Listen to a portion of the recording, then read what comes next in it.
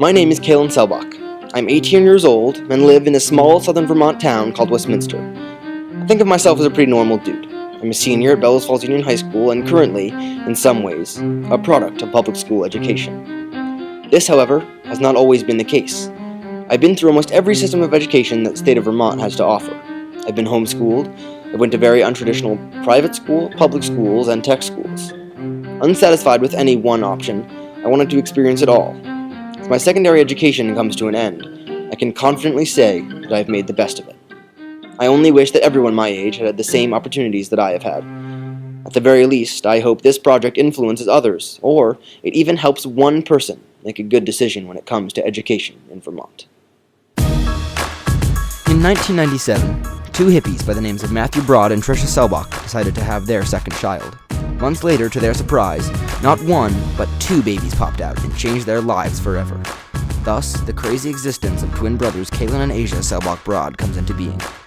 Tricia decided to go the non-traditional route and homeschool her two boys. The years that followed were filled with peace and prosperity, history lessons at local cafes and on the ski lift. Yeah, so I was born and raised in Vermont, and I was a homeschooler since my youth. There was a large group of homeschoolers. We were all friends. We all did activities together. That was a really great experience, and it's very different than the picture I think a lot of people have of homeschooling, which is very isolated and very I feel like the homeschooling has the picture of you staying in your home all the time, but I was out, interacting with other homeschoolers, hanging out at their homes. We were playing soccer together. We were snowboarding together. We were meeting to take classes that parents would teach. I think my mother would say that I was unschooled for many years, in the sense that I wasn't really pushed towards one topic or another.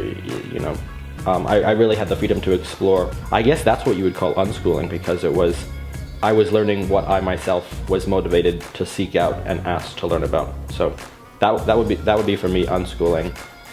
Really, the big thing about homeschooling and unschooling is self-motivation, and is if you want to do something, because as a homeschooler you sometimes you get bored because you're not doing that much, and you're like, I want to do something, and I got to figure out what I'm going to do, and then I'm going to get someone to do it with me, or figure out how to do it. I would say has aided me in every aspect of my life. Like, maybe thinking outside the box sometimes, just because there was no box as a homeschooler. You just had you had to come up with it yourself. Like, I'm so bored, I'm gonna go build some Legos, or I'm gonna go make some swords out of sticks or things like that. And so I would consider myself a motivated person, a self-motivated person, and I would say that homeschooling, unschooling, whatever you want to call it, was instrumental to developing that within me, and I have succeeded a lot because of that. I think that it was really special, the homeschooling that we had in Vermont, because we had like a really strong community. I think Vermont kind of has this attitude towards like homeschooling, probably a little bit more liberal, more outdoorsy, that I think really attracts homeschoolers to Vermont, and that made it really special for us. This is really saccharine, but there is a sense of almost like romance, like the old Frank Sinatra song, Moonlight in Vermont. After quite an interesting upbringing, my family was about to undergo a serious change.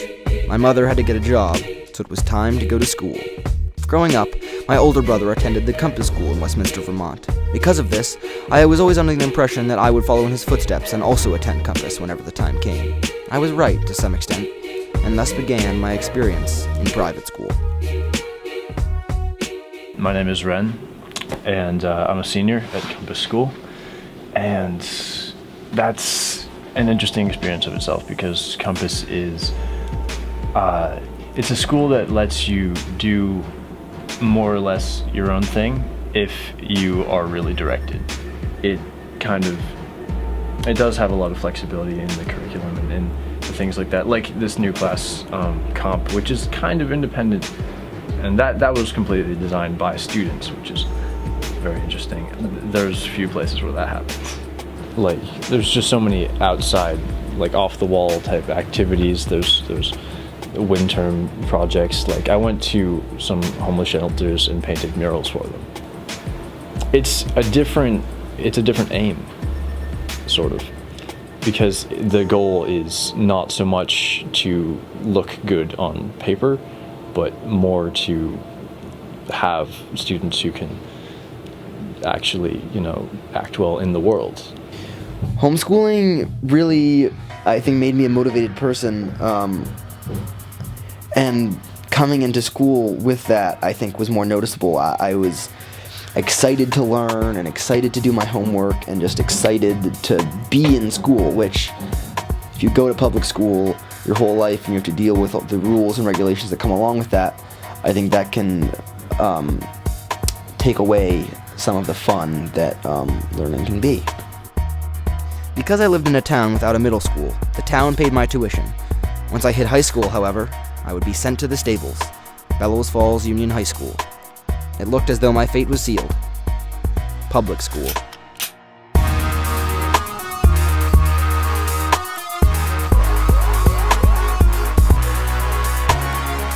Meet the animal that was me as a freshman.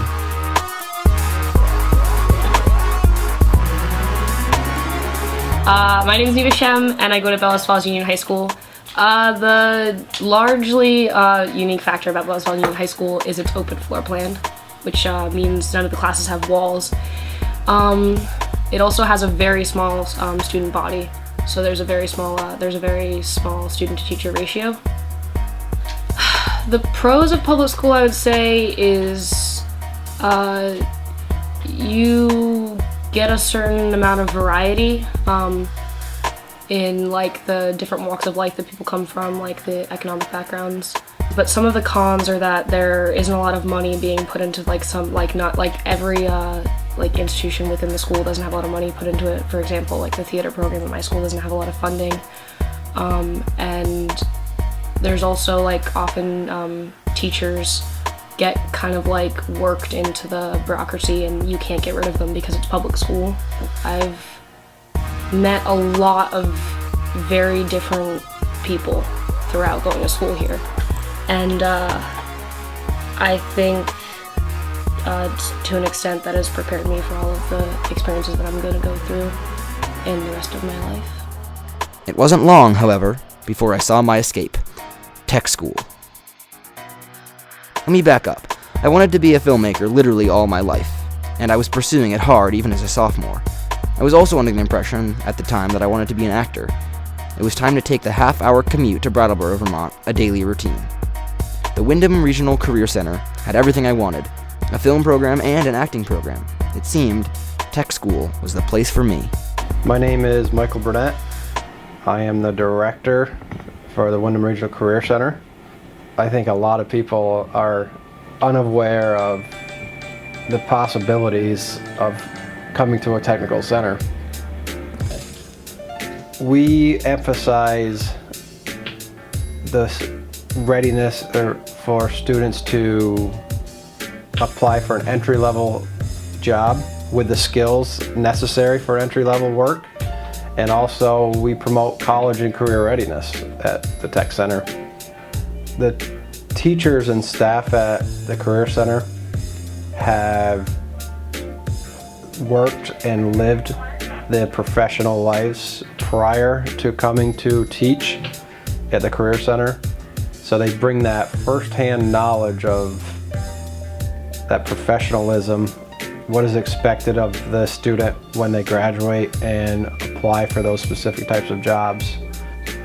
I've taught in 3 different states and worked in education in those states, and by far Vermont has the best class size to ratio with teacher for teachers and students to learn in the best scenarios. Meanwhile, this whole time, I'd been working diligently on my acting at a place called the New England Youth Theater, a place very specific to Vermont that taught not only acting skills, but life skills. Back at Bellows Falls, my brother decided to do tech as well, but he wanted to do it in Springfield, at the River Valley Technical Center, a program our older brother had taken and loved called audio-video production. Once I learned that the film program I was in wasn't for me, and acting was becoming a smaller part of my life, I too wanted in on a program like RVTC. What's really special about going to a tech center, I think, is that you really get this kind of hands-on kind of environment. Very little sitting at a desk. You just immediately get to start doing what you're there to do. And it's very specific to what you want to do. So if you're lucky enough, like myself, to know kind of what you want to do when you're older, already in high school, then you can really actually start to dig deep in that and see if the careers that you study at Career Center are something that you're interested in. High school is over. With around 6 schools under my belt, I hope that I'm finally ready for what comes next.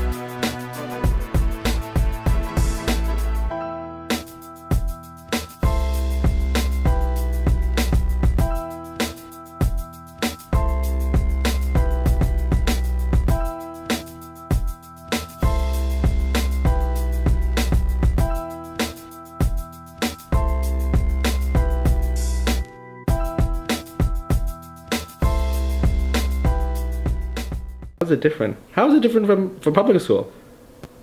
Well, you don't have classroom corridors in a similar way. Like, you don't have to do things like gym class, maybe. I don't. What? That is good. No, you don't have to do class. You're right. I was definitely at homeschool. There's like more harsh white lighting in places, and like getting slapped with rulers, maybe.